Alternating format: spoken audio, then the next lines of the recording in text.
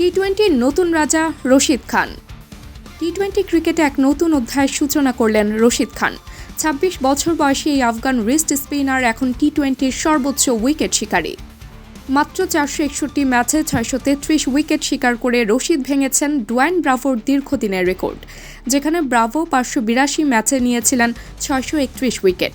রশিদ খান এই ইতিহাস লিখেছেন দক্ষিণ আফ্রিকার SA-20 লিগের প্রথম কোয়ালিফায়ারে। রশিদ খান বলেন, এটি একটি অসাধারণ অর্জন। আফগানিস্তান থেকে এই পর্যায়ে আসা সত্যি গর্বের। ডিজে ব্রাভো সবসময় ছিলেন আমার অনুপ্রেরণা।